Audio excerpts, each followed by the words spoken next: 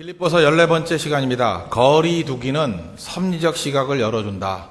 거리 두기는 섭리적 시각을 열어준다. 라는 제목으로 하나님 말씀 증거하도록 하겠습니다. 우리 관점에 따라서 우리 빌립보서 2장을 이렇게 볼 수 있습니다. 1절부터 11절까지는 희생과 낮아짐의 완전한 모범을 보이신 예수님을 소개하는 장면, 그리고 12절부터 18절은 사도 바울 자신이 예수님의 본을 받아서 그러한 인생을 살았다라는 것을 제시하는 장면, 그리고 19절부터 30절까지는 사도 바울의 제자인 디모데와 에바브로디도도 그러한 인생을 살았다라고 하는 스토리. 그러니까 이게 확산이죠. 예수님이 이런 낮아짐과 희생의 인생을 살았다. 그리고 바울도 그것을 따라갔다. 또 바울의 제자인 디모데와 에바브로디도도 그렇게 살았다. 그러니까 자연히 나오는 메시지가 무엇입니까? 누구나 이러한 인생을 살 수 있다. 우리 기준의 메시지죠. 우리도 이러한 길을 걸어야 된다. 이런 시각으로도 바라볼 수 있다는 것입니다. 그런 맥락에서 보면은 사도 바울은 예수 그리스도의 본을 받아 사는 사람의 모습으로 디모데를 굉장히 높이 평가하는 것 같습니다. 그래서 디모데의 신앙을 한마디로 얘기한다면 성숙한 믿음의 사람이다, 이렇게 말할 수 있다는 것입니다.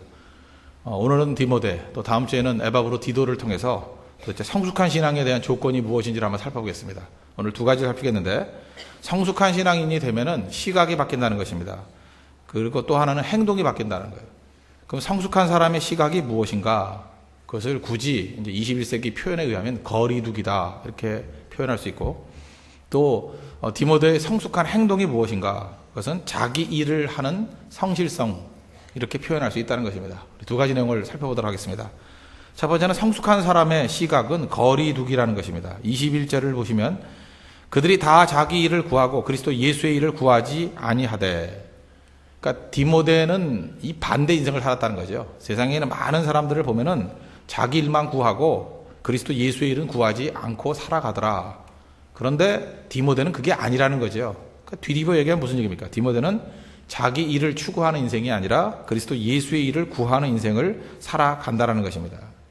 그러면 자기 일에 몰두한 사람의 특징이 무엇입니까? 우리 대부분이 그렇잖아요. 내일밖에 모르잖아요. 이기적이지 않습니까? 내일, 자기 일. 그런 사람은 자기밖에 안 보이죠. 그러니까 시각이 좁아질 수밖에 없지 않습니까? 그러니까 이기적인 사람만큼 좁은 시각이 없습니다. 오직 자기밖에 몰라요. 근시안적이고 단편적이고 이기적입니다. 그런데 그리스도 예수의 일을 구하는 사람의 특징이 무엇이겠습니까? 그러니까 자기 일을 초점을 놓고 본다 그러면 거리두기죠. 자기 일에 대해서는 거리를 뚝 떨어뜨려 놓지 않습니까? 여러분, 우주에서 지구를 보면은 점같이 보이나요? 점. 우리가 지금 소속되어 있는, 우리 지구가 소속되어 있는 은하계는, 은하계 길이가 얼마큼 되는지 아십니까? 은하계. 옆으로 보면 이렇게 볼록하게, 볼록 렌즈 같이 돼 있죠? 그 은하계의 길이가 10만 광년이랍니다. 10만 광년. 광년을 아시죠? 빛이 1년 동안 가는 거리. 빛입니다, 빛. 그죠? 우리 순식간이다 그러는데, 눈 깜짝할 사이 그러는데, 그 빛이 가는 속도. 1년 동안 가는 게 1광년이에요. 근데 빛이 10만 년을 가야 된답니다. 그러니까 뭐, 인간의 머리로서 상상할 수 없는 거죠. 그게 은하계의 길이라는 거예요. 그 속에서 태양계는 사실은 굉장히 작은 것입니다. 뭐, 점에 점도 안 되겠죠. 태양계 그 끝에서 끝까지 가는 거리가 6광분이래요. 6광분. 빛의 속도로 6분 걸린답니다. 그러니까 뭐 큰 건 아니겠죠. 10만 광년 가는 그 크기 속에 6분이니까 아무것도 아니겠죠. 그 안에 지구는 어떨까요? 태양의 크기하고 지구하고 비교한다면 지구가 지구를 수백만 개를 합쳐야 태양 하나가 된대요. 그러니까 태양에 비해서 우리는 먼지죠, 먼지. 그 먼지 같은 지구에 그 껍데기에서 조금 넓은 평수 아파트 사고, 그죠? 뭐 18평짜리 부시고 뭐 60평짜리를 해가지고 돈 좀 벌었다 뭐 이러고, 참 우습지 않습니까? 우리 그러고 산다는 거야, 그러고. 지금 제가 여러분들 거리두기라는 게 뭔지를 보여주기 위해서 이게 우주까지 확장을 한번 시켜봤습니다. 그 10만 광년 되는 그 은하계, 또 그런 은하계가 또 수없이 많이 있다 그러죠. 그죠? 그게 수억 개가 또 있다 그러죠. 그러니까 천문학에 들어가서 얘기를 하면은 도대체 무슨 소리를 하는지 모르겠어요. 무슨 소리를 하는지. 그 모든 걸 다 만드신 분이 하나님이라고 생각한다 그러면 우리가, 그죠? 지금 추구하고 있는 것들이 정말 웃기는 거죠. 그러니까 거리두기라는 건 바로 그런 것이라는 겁니다. 쓸데없는 것에 마음 두고 살아가는 사람에게 자기가 얼마나 어리석은 사람인가를 깨닫게 만든다는 것입니다. 그래서 거리두기가 되면 너무 과도한 집착에서 벗어날 수 있다는 것입니다. 사실은 우리의 많은 사람들의 성장의 모습들을 보면 집착에서 벗어나는 거예요. 사실은 집착한다는 건 겉으로 볼 때 열심히 있는 사람 같이 보입니다. 열심히 시근한 얘기는 아니죠.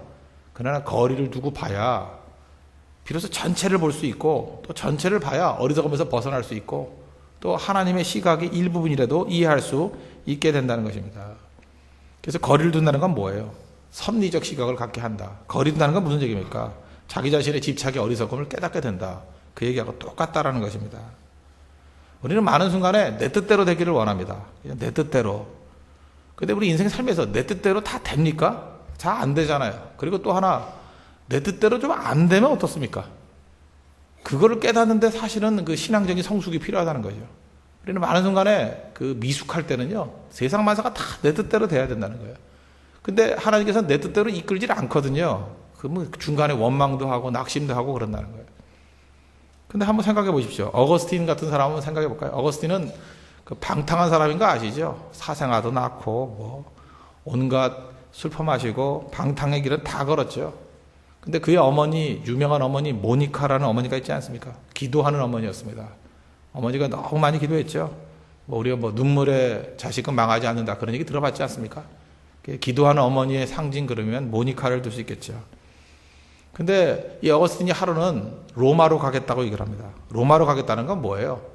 지금식으로 뭐 서울로 가겠다 그런 얘기인데 사실은 좋은 의미가 아니죠. 향락가로 가겠다. 뭐 라스베가스로 가겠다.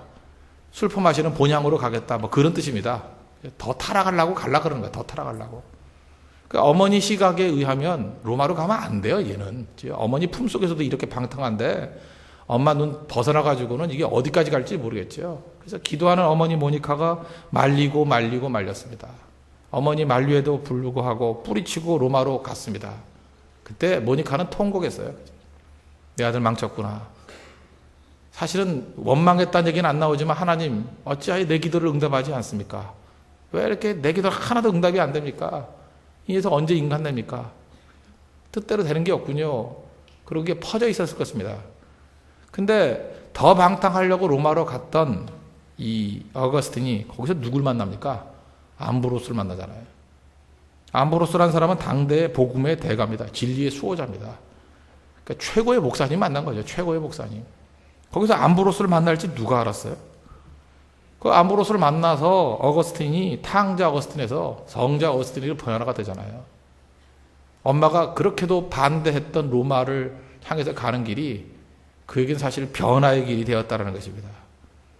작은 거 하나 놓고 보십시오. 그 모니카가 자기 뜻대로 됐으면은 아들이 변화됐겠습니까? 변화 안 됐어요. 자기 뜻대로 하나도 안 되는 거예요. 자기 판단은 가서는 안 되는 거예요. 그리고 상식적으로 그것도 맞는 일이었습니다. 근데 하나님께서 이끌어 가시는 길은 또 다른 길이죠. 그래서 깨닫게 되는 게 뭐죠? 하나님의 섭리적 시각을 갖고 있는 사람은 너무 고집부리지 않습니다. 웬만큼 자기 뜻대로 가다가 하나님이 그 길을 막으시고 딴 길 열어주시면 아 하나님이 또 인도하시는 길이 있겠지 하고 또 순종하고 가는 그런 모습이 있다라는 거예요. 근데 안 되는 인생은 고집부리죠. 이거밖에 없다 그러고 갈 때까지 간다 그러고 내 원대로 안 되면 모든 게 안 되는 겁니까? 아니죠. 하나님께서 이끌어 가시는 또 특별한 길이 있다라는 것입니다. 거리를 두고 보면 하나님의 인도하심의 손길이 흐릿하게나마 보입니다. 그리고 하나님의 보호하심을 깨닫게 된다는 거예요. 그리고 초대교회를 보십시오. 초대교회 기독교 박혀가 얼마나 심했습니까? 사람들을 자꾸만 죽이고 하니까 도저히 일상생활 속에서는 예수를 믿고 살 수가 없었습니다. 그래서 지하 무덤으로 들어갔죠. 그게 카타콤 아닙니까? 카타콤에 들어가서 우리는 깜짝 놀라죠. 어떻게 지하 무덤 속에서 300년을 사나? 그 AD 313년 기독교 공인될 때까지 카타콤에서 기독교인들이 살아갔습니다. 근데 어떻게 그 지하 무덤에서 살 수 있을까? 근데 그것도 하나님의 예비하심인 것 같아요. 그 로마에 가보면은 카타콤 그 있는 곳을 가보면요. 그 토양이 부드러운 응회암이랍니다. 응회암 그러면 어려우니까 우리 석회암 같이 생각하면 되는 거예요. 그죠? 그게 뭐냐면 시멘트 가루 있죠, 시멘트. 시멘트 가루 그거 이렇게 긁으면 막 긁어지잖아요. 그 물렁물렁한 그 돌이잖아요. 물렁물렁한 흙이잖아요. 그렇게 쉽게 파낼 수 있답니다. 이렇게 뭐 바가지 같은 걸 막 긁어도 파질 수 있대요. 근데 일단 파가지고 습기와 공기에 노출이 되면 어떤 일이 벌어지느냐. 그 시멘트 가루는 물렁물렁하지만 거기에 물이 들어가고 이렇게 범벅이 되면 시멘트 같이 이렇게 딱딱해지는 성향이 있죠. 그죠? 마찬가지로 표면이 딱딱해진답니다. 그래서 수백 년을 지낼 수 있는 견고한 동굴이 돼버린다는 거예요. 그래서 1853년에 지오반니 로시라는 사람이 그 발굴을 했더니 그 카타콤 안에 600만 구의 시신이 있더래요. 그 안에 600만 명이, 서울인가 한 반 정도가 죽은 그 무덤이, 그것도 무덤이, 그죠? 그 안에 있더라는 거예요. 지하 5층으로 돼 있고, 그 다음에 카타콤이 무려 120개가 있었대요. 그런 큰 그 라인이. 지하 도시죠, 지하 도시. 그런 게 가능했답니다. 그러니까 하나님께서 그들을 살아갈 수 있게 만들어줬잖아요. 그러니까 카타콤이 어려운 상황이긴 상황이지만 우리가 생각하는 상황만큼 무슨 토굴이나 동굴 같은 그런 모습은 아니었던 것 같아요. 훨씬 더 견딜 수 있는 구조로 만들었던 것 같습니다. 그리고 이 응회함의 특징이 뭐냐면 시체 썩는 냄새까지도 흡수해버리는 흙이래요. 그러니까 우리는 그 냄새 나는데 어떻게 살았을까 그러는데 그 냄새 나면 못 살죠. 근데 그 냄새를 흡수를 다 해버린대요. 그러니까 어려운 가운데서도 하나님께서 인도하시는 섭리적인 손길이 있었죠. 저는 그 카타콤 속에서도 하나님의 사랑의 손길을 볼 수 있다고 생각합니다. 우리도 마찬가지입니다. 길이 막히고 어렵다 그럴 때 어디로 가나 그러지만 하나님께서는 우리의 길을 인도해 주시고 또 그 손길 가운데 분명히 보호해 주시는 은혜가 있다는 것입니다. 이거 거리를 두면 보인다라는 거예요. 우리 역사적인 시각을 가지고 뒤에 가서 과거를 보니까 그게 다 보이잖아요. 그게 바로 거리두기라는 것입니다. 오늘도 자기 자신의 욕심에 매달려서 자기 일밖에 모르는 인생이 있습니까? 거리를 두고 그리스도 예수의 일에 집중하고 그리스도 예수의 일을 구하는 그런 하나님의 백성 되기를 바랍니다. 이제까지 보이지 않던 새로운 세계가 열리게 될 것이고 하나님의 섭리적 시각이 무엇인지를 깨닫는 은혜가 임하게 될 것입니다. 또 한 가지, 두 번째로 성숙한 사람의 이제는 행동입니다. 행동은 어떻게 변화가 되느냐? 자기 일을 하는 성실성을 갖게 된다는 것입니다. 22절 보십시오. 디모데 연단을 너희가 안 하니 자식이 아버지에게 함같이 나와 함께 복음을 위하여 수고하였느니라. 뭐 앞에 이게 다 필요 없습니다. 한 가지 중요한 게 뭐예요? 수고하였느니라. 일했다는 거죠. 일. 기복 없이 묵묵히 자기 일을 했다. 수고했다. 그런 얘기입니다. 그러니까 성숙한 사람의 특징이 무엇입니까? 외부 환경에 관계없이 자기 기분에 관계없이 무드에 관계없이 그냥 수고하면서 자기 일을 하는 겁니다. 공부 못하는 애들 특징이 뭐예요? 날씨가 너무 덥다고 공부 못하고 날씨가 너무 춥다고 공부 못하고 날씨가 너무 좋아서 공부 못하고 선동저항해서 못하고 그죠? 천추태후해서 못하고 그냥 모든 못하는 이유들이 많지 않습니까? 주변 환경에 뭐 친척이 놀러와서 못하고 그냥 계속 환경에 따라서 못할 이유를 반응하죠. 리액션이죠. 리액션. 그죠? 어떤 환경에 대해 반응하는 거예요. 그래서 결국은 뭐예요? 공부 못했다예요. 그죠? 그래서 공부 못했다는 거예요.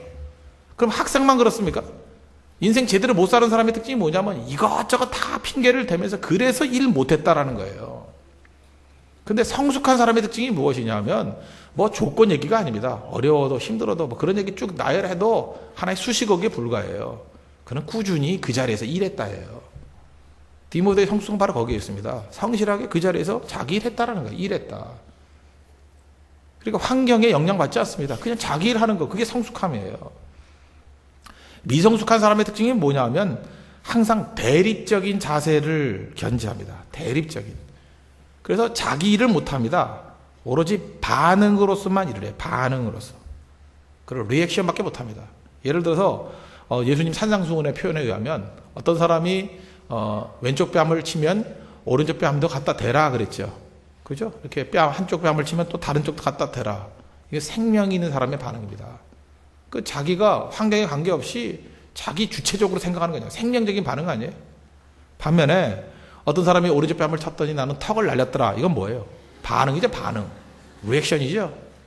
그렇잖아요. 이 사람이 턱을 날리게 된 이유가 뭐예요? 내가 맞았기 때문이죠. 맞았기 때문에. 그러니까 리액션이에요. 주체적으로 살아가는 게 아니라는 것입니다. 주체적으로 살아가는 사람은 오른쪽 뺨을 맞은 거에 관계없이 주체적으로 왼쪽 뺨을 맞는 인생 산다는 거예요. 그러니까 환경에 관계없다라는 얘기입니다. 그러니까 미성숙한 사람은 항상 반응밖에 안 해요. 그래서 자기가 누군지를 몰라요. 자기 인생을 못 살아요. 그래서 네가 있어야, 내가 있어야 내가 있다라는 거예요. 자기 주장이 없습니다. 그러니까 자기가 맞다라는 것을 증명하기 위해서 내가 맞다라고 이렇게 나가는 게 아니에요. 네가 틀렸다예요. 그냥 오로지 남 뭐 한다 그러면 그거 비판하고 그거 공격하고, 그러니까 대안 제시를 하라 그러면 대안 제시는 뭔지 몰라요. 그죠? 안 한다 그래. 자기 일을 하지 아니하고 남의 일 하는 거 딴지거는 인생입니다. 그러니까 창조적이지 못하죠. 그래서 이런 사람의 특징이 뭐냐면 원망과 분노에서 힘을 얻습니다.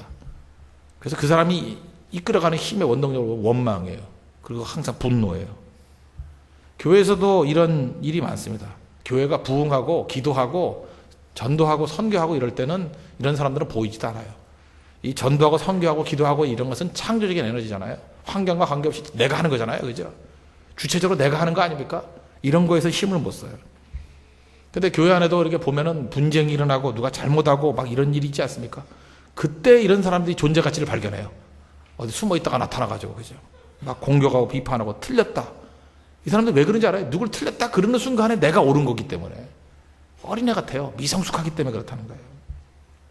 꿈을 줄 때 꿈을 향해서는 움직이지 못해요. 근데 누가 틀렸다 그럴 때 비판을 향해서는 잘 움직여요. 미성숙하기 때문에 그렇다니까요. 꿈과 비전을 향해서 나를 세워가는 것은 할 수 없다는 것입니다. 그러니까 이런 사람은 인생이 불행할 수밖에 없죠. 왜? 평생 보이는 것이 다 잘못된 것밖에 보이지 않으니까. 불만, 원수, 망할 것 같은 것만 보이는 거니까. 그리고 혼자 느끼는 게 뭔지 알아요? 나만 옳다라고 느껴요. 나만 옳다. 불쌍한 인생이죠. 아무 일도 하지 못합니다. 자기 삶을 살지 못합니다. 기생하는 인생을 산다는 것입니다. 여러분, 기독교에서 말하는 성화가 뭔지 아십니까? 성화. sanctification. 성화가 뭐예요? 완전해지는 게 성화 아닙니다. 기독교에서 말하는 성화는 완전하다는 그런 뜻이 아니에요. 인간적이 된다. 그런 뜻. 인간적이 된다. 그게 성화예요. 인간적이 된다. 그러면서 하나님의 능력을 의지한다. 그게 성화예요. 그래서 점점 성화되는 사람 보면은 자기 연약함을 노출할 줄 알아요. 인간적이니까. 인간적인데 하나님 내가 이렇게 약한 존재입니다. 하나님 능력 주십시오. 그게 성화예요. 내가 완전한 존재가 돼가지고 하나님 도움 없이도 모든 걸 다 해결할 수 있는 거. 그건 신격화라 그래요. 그건 최고의 우상숭배죠. 나를 신격화하려고 그러면 안 돼요. 성화라는 것은 나 자신의 연약함을 깨닫고 그리고 하나님 능력 의지하는 게 성화예요. 예수님도 인간의 모습으로 오시지 않았습니까? 성경을 보십시오. 예수님을 그렇게 무슨 허황된 인물로 묘사하나. 예수님 분노하셨습니다. 그죠? 성전에 가가지고 장사하는 사람들 보고 막 분노도 하시고. 그 다음에 한쪽 손 마른 사람 고쳐주니까 왜 안식일에 고쳐줍니까? 그랬더니 마가복음 3장 5절 보니까 그들의 마음의 완악함을 탄식하사 노하심으로. 예수님도 막 탄식도 하시고 노하시기도 하고요. 또 나사로가 죽었다 그러니까 우셨대요. 요한복음 11장 35절. 성경에서 제일 짧은 절 하나를 들라 그러면 요한복음 11장 35절이에요. 영어 단어로 하면 두 단어예요. Jesus wept. 예수님 우셨다. 우리 한글 성경에는 되게 길어요. 예수께서 눈물을 흘리시더라. 되게 긴데 Jesus wept. 그죠? 우셨다. 예수님 우셨다. 감정이 있잖아요. 감정이. 또 겟세마네 동산에서 막 고민도 하시고, 그죠? 고민하여 죽게 되었으니 막 이래요. 인간적인 모습이잖아요. 인간적인 모습. 인간적인 모습을 성경에서 다 제거해버리는 게 아닙니다. 예수님 완벽한 인간이셨다는 거예요. 그리고 완벽한 하나님이셨다는 거예요. 그리고 우리에게 보여주고 있지 않습니까? 버트란트 러셀이라는 사람이 있습니다. 영국의 철학자죠. 그 사람이 쓴 책 중에 이런 책이 있습니다. 나는 왜 기독교인이 아닌가?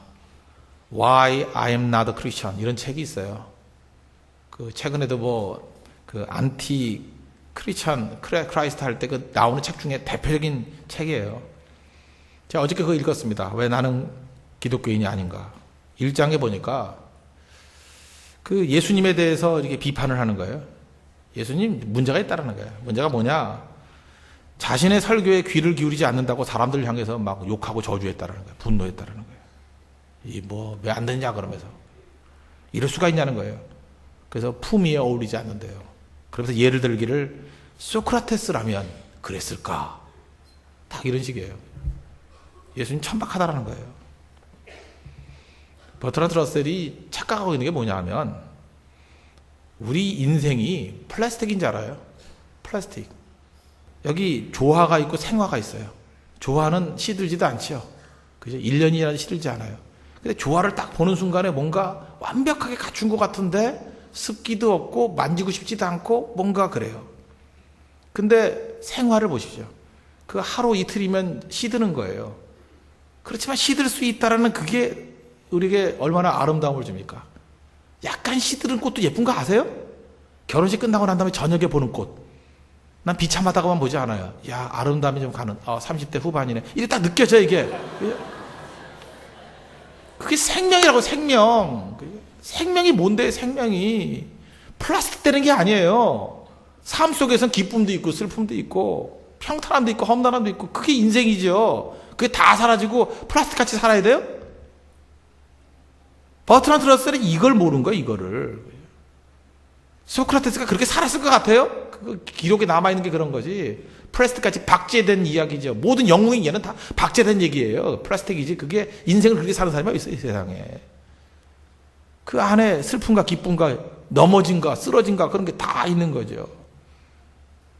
우리 사람들 만났을 때 기쁜 이유가 뭐예요? 어떤 사람 만나보면 다 약점이 있어요. 그죠? 감정의 기복도 있고. 그래서 인간이 인간을 좋아하는 거예요. 그 안에 생명이 있기 때문에. 기기하고 놀면 재밌어요? 오락기 계속해서 플레이스테이션 이거 하니까 재밌던가요? 닌텐도 위가 하니까 재밌던가요? 몇 번 재밌어요. 그거 1년 이상 재밌으면 제정신인 사람 아니에요. 플라스틱이기 때문에 그래요. 박제된 거, 프로그램이기 때문에. 프로그램은 재미없어요. 그 인간의 그 변화무쌍한 그런 것들이 있어야죠. 그래서 성숙함이 뭔지 아십니까? 우리 성화라는 것은 인간적이 되는 거예요. 인간적이 되는 건 뭡니까? 나 자신의 연약함을 하나님 앞에 내놓는 거예요. 사도 바울도 성화되면 성화될수록 약함을 토로하잖아요. 내 약할 때 강함 주시네 하면서 내게 가시가 있다고. 내가 이거 없애달라고 하나님께 기도했더니 하나님이 내 은혜가 내게 족하다고 그러고 남겨줬다고. 그래서 난 하나님 더 의지한다고. 나 지금도 약하지만 하나님 의지하기 때문에 그것이 내게 강함이 된다고. 그런 거죠. 그게 인생이라는 것입니다. 그래서 강해서 그 자리 지키는 게 아니에요. 약하고 부족하고 범죄하고 깨지고 면목 없고 그렇지만 그래도 성실하게 그 자리를 지킬 수 있는 거, 자기 자신을 찾는 거, 그게 성화라는 것입니다. 베드로 보십시오. 베드로 미숙할 때는 어땠어요? all or nothing이에요. 그죠? 뭐 극단적이죠. 뭘 제대로 하지 않으면 제대로 못하고 기복이 있는 거죠. 그러니까 결국 뭐예요? 자기 자리 못 지키는 거예요. 변화산에 올라갔을 때 뭐라 그럽니까? 열받아가지고 너무 흥분돼가지고 뭐 여기 초막 셋을 짓대 뭐 하나는 주를 위하여 하나는 엘리야 하나는 뭐 모세를 위하여 자기는 어디 있으려고 그죠? 원래 4개 지어야 되는데 뭐 그러면서 막 흥분하다가 그 다음에 나중에 어떻게 돼요? 그 핍박 당할 때는 예수님 부인하고 저주하고 막 그러잖아요. 어차피 극에서 그걸 가요? 미숙하기 때문에 그래요.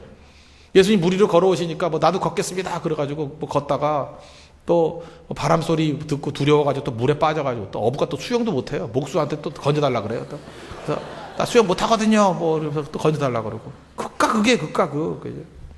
또 세족식 할 때도 마찬가지죠. 예수님 발 씻으니까 딴 자들은 좀 얼떨결에 그냥 가만히 있는데 혼자 와가지고 절대로 내 발을 못 씻어요. 뭐 그죠? 나 무좀 있어요. 안 돼요. 막 이러고 그러다 예수님이 뭐라 그래요?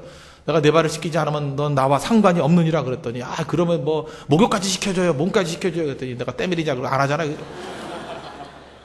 극과 극이에요. 극과 극. 극단적이라고 극단적. 성숙함이라는 것은 완벽해지는 게 아니고 성숙하는 건 뭐예요? 나 자신을 알아가는 거예요. 그게 잊지 마세요. 성숙하면 나 자신을 알아가는 거예요. 나 자신을 알아간다는 게 무슨 뜻입니까? 연약한 거죠. 저는 복음서에서 베드로가 가장 성숙한 모습은 그거라고 생각합니다. 닭이 울 때 나가서 통곡하는 모습. 여긴 변명도 없죠. 통곡했다는 게 뭐예요? 나 자신의 연약함을 발견했다라는 거예요. 이게 성숙이에요. 여러분들이 하나님의 성령이 함께 하셔서 내가 성숙해졌다는 것은 뭐 마술적인 위로부터 힘이 임하고 그런 거 아니에요. 나 자신을 발견하는 거예요. 내가 이렇게 연약한 종이구나. 내가 통곡할 수밖에 없는 종이구나. 그걸 깨닫는 거예요. 통곡하니까 하나님을 구하게 돼 있죠. 주만 바라보게 돼 있죠. 주님 나를 불쌍히 여겨주세요. 나를 건져주세요. 하나님께서 내게 주시는 힘으로 내 이 작은 일이다 아마 감당하겠습니다. 그게 성숙한 행동이라는 것입니다. 연약한 가운데 하나님이 공급하여 주시는 힘으로 사명을 감당하는 거. 바로 그런 모습 되기를 바랍니다. 그래서 디모데를 보면은 우리 이미지가 그렇죠. 약한 이미지죠. 근데 디모데가 못한 일이 뭐가 있습니까? 다 해냈잖아요. 약한 듯 한데 다 해내요. 베드로 강해 보이지만 한 일이 뭐가 있어요? 저주하고 부인하고 물에 빠져서 도와달라거나 그러고 목욕시켜달라 그러는 쓸데없는 일을 하고, 그건 미성숙이라는 거예요. 오늘도 주께서 우리에게 주시는 능력 가운데 우리 성숙한 그리스도인으로서 거리두기를 통해서 하나님의 섭리적인 시각을 깨닫고 또 성숙한 행동, 자기 일을 성실하게 감당하는, 연약함을 발견하고 하나님의 능력을 의지함을 통해서 자기 일을 성실하게 감당하는 믿음의 종 되기를 바랍니다.